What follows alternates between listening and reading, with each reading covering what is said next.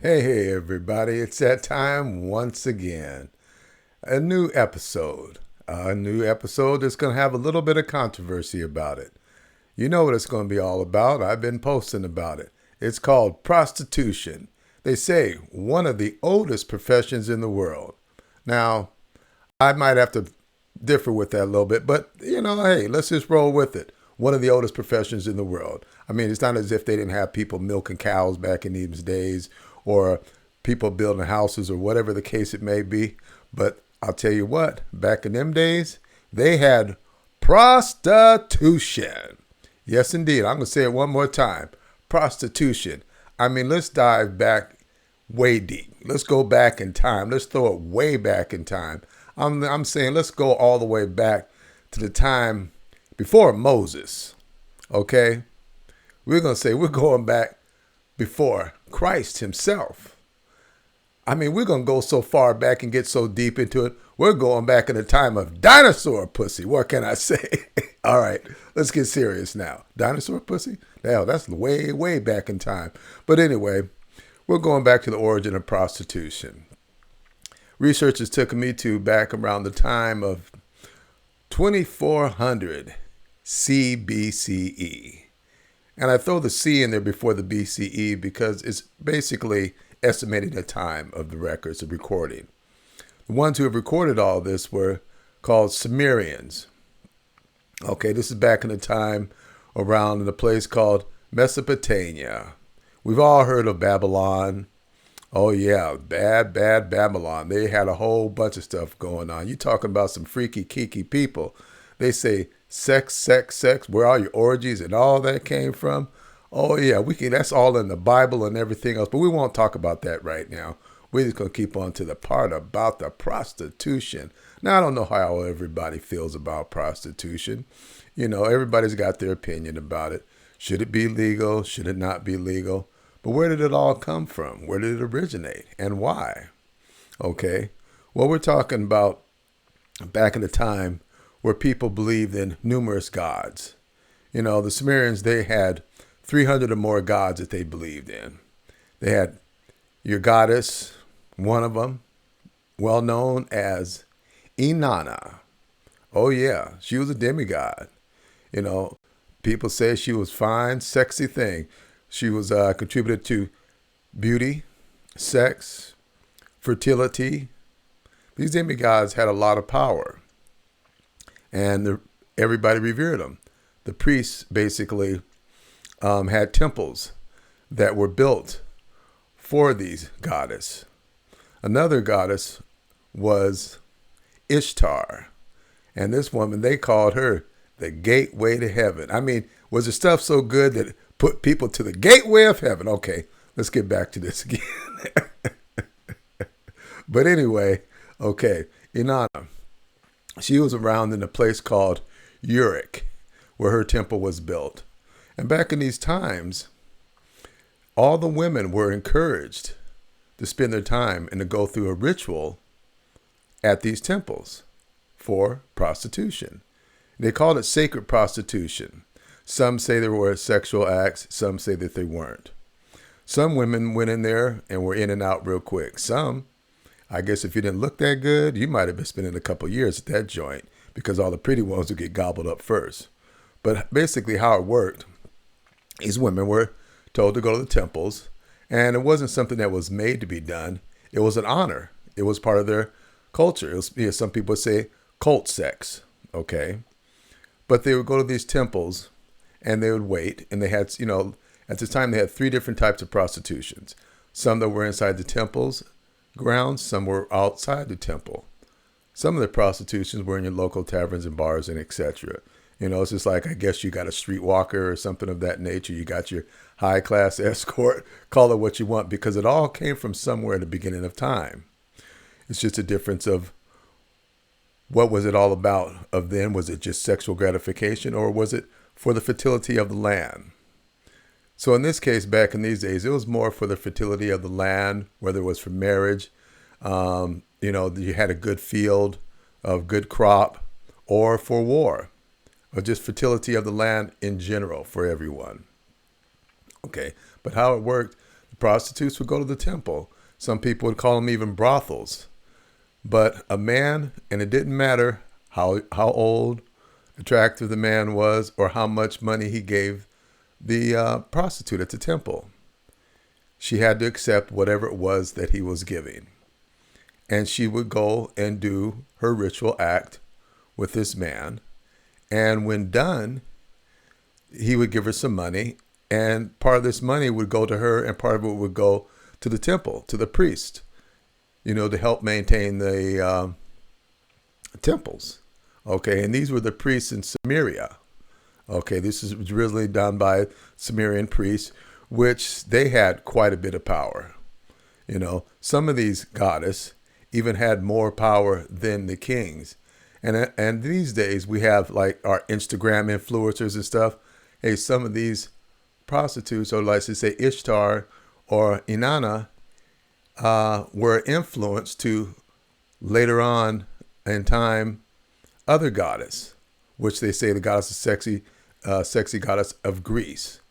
And that was Aphrodite. But we're not going to really get into Aphrodite today. We're just going to say Aphrodite was influenced by these other goddesses. Now, a lot of this was recorded by a great historian by the name of Herodotus. Some people say he's got it right. Some people say it doesn't. Within everything, there's always a flip side of the story on most of all this. But I find it to be quite interesting, especially when you hear that prostitution was the oldest profession in the world. So these ladies, once they performed their act, they could go back to their lives as if nothing ever happened. They weren't looked down upon. They did their duty. They did what they were supposed to do. Now, when time went on, Inanna more or less merged into Ishtar. And Ishtar was known as I said, the gateway to heaven. They even made a gateway to the city of Babylon after her, and it still stands to this day. And most of these prostitutes I even have some figures that you can see through here, they're coupling their breasts. That's to represent that they are a prostitute. Even within their beads and their jewelry that they wear, ankle bracelets, etc., that they wear, they honored the goddess. And they were all to perform their duty. This went on for millennium. And they say that Babylonian people were just sex driven. They're going to have sex on the top of the roof. They're going to have sex at dinner. They're going to have all these wild and crazy orgies. This is where it all begun back in this time. I said I had some images to share with you. Now, the images that I did find are commonly mistaken these ladies and labeled these ladies as Inanna, Ishtar, or Astarte. But if you notice, you have to keep one thing in mind, that none of these images that I'm going to show you have the same distinct markings as a goddess. So keeping that in mind, you would have to come to the conclusion that they are prostitutes. Not just prostitutes, but temple prostitutes, just because of the uniformity of them. If you notice on each one of the images, you'll see that they all have the same type of undergarments on. They all have the same kind of jewelry or beading upon them, even though each one of them are in different shapes and sizes, and face features are completely different. But if you notice, they all have the distinct hairstyle and the same beading, which would make you come to the conclusion that they are prostitutes, and they are temple prostitutes. Because the other prostitutes that might have been working on the streets or working in the taverns, they don't all dress the same. They're not all uniform. They completely dress differently. As I said before, you had 3 different types of prostitutes. Ones that worked in the temple, ones that were outside on the temple grounds, and the ones that were outside on the streets. There's a distinct difference between all 3. Now, all these goddesses Inanna, which was worshipped by the Sumerians, Ishtar, which was worshipped by the Babylonians, and Astarte, which was worshipped by the Canaanites. They were highly revered. They were known for their sexuality, love, fertility, war, and politics. They wielded a lot of power, and everybody worshiped them.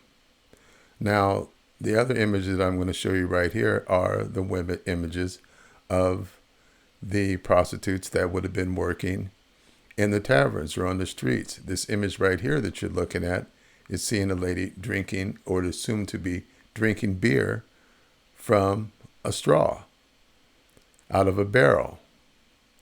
And this other image that you're going to have here is more or less of a, as you would say, something that wouldn't transpire within money.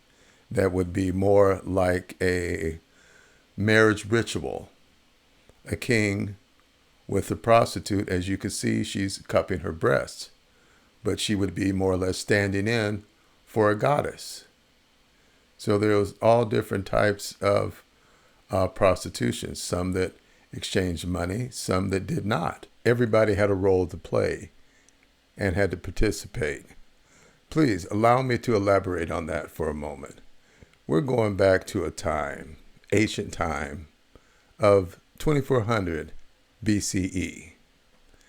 You're talking about a society that was all polytheistic, meaning they worship hundreds of gods.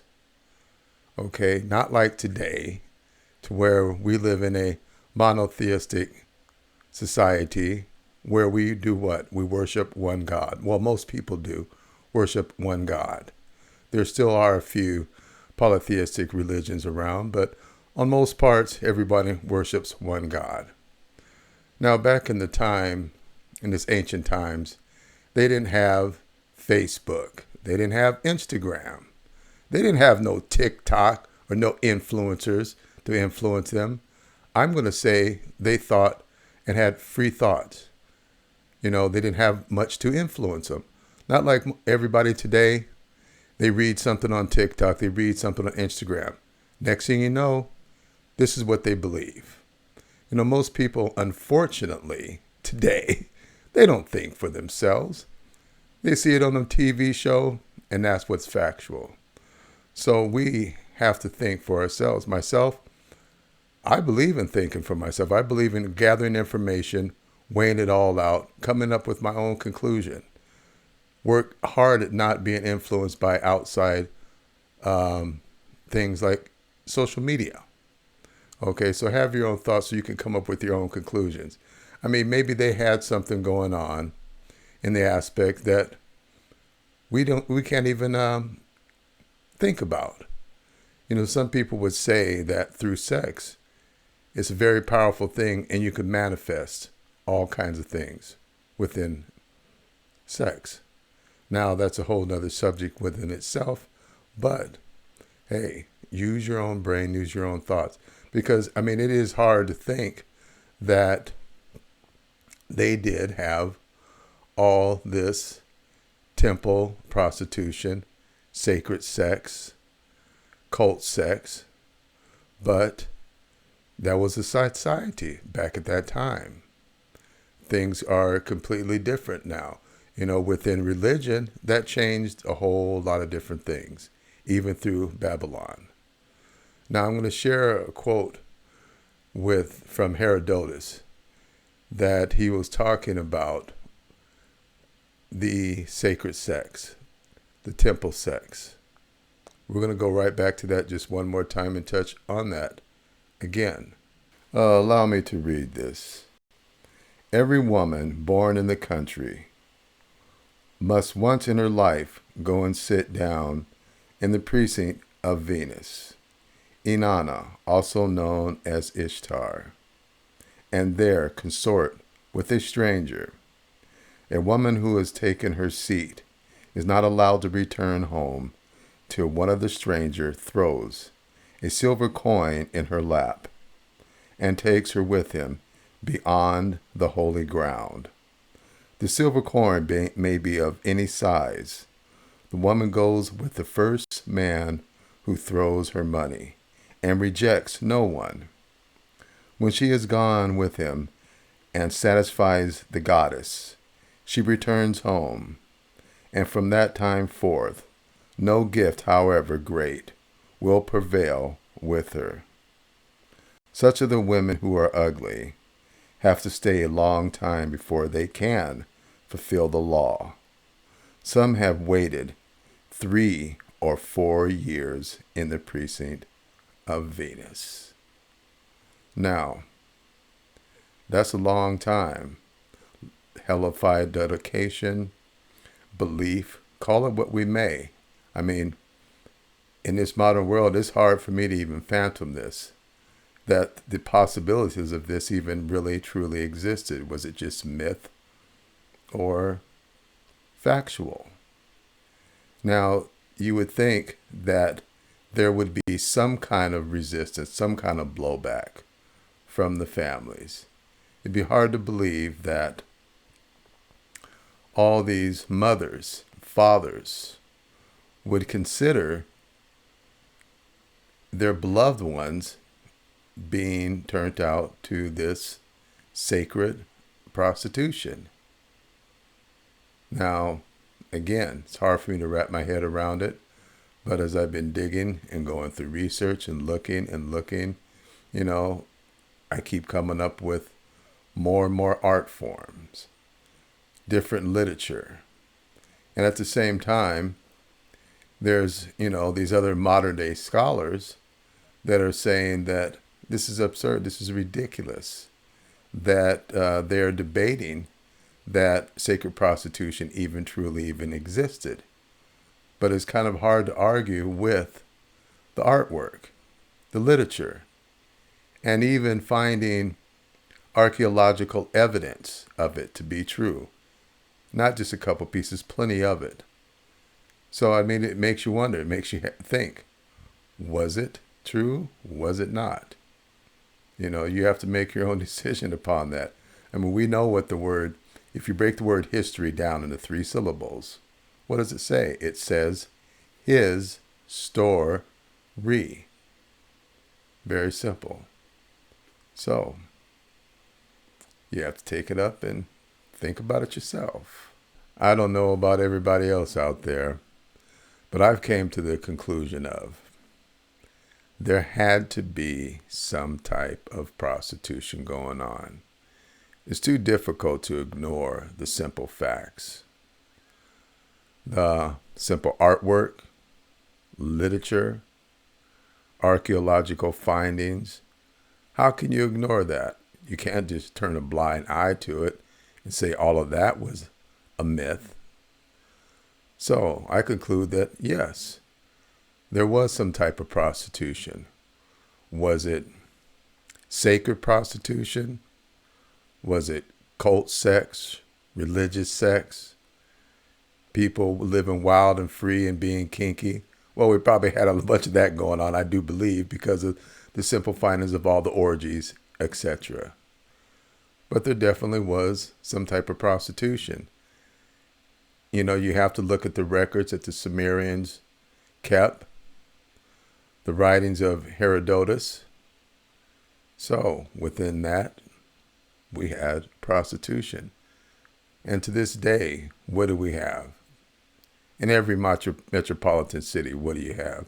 All you've got to do is go out to a street corner. Hell, you can just even go on to social media. You're going to find prostitution everywhere. So it's something that started way back in these ancient times and flourished to this day in time.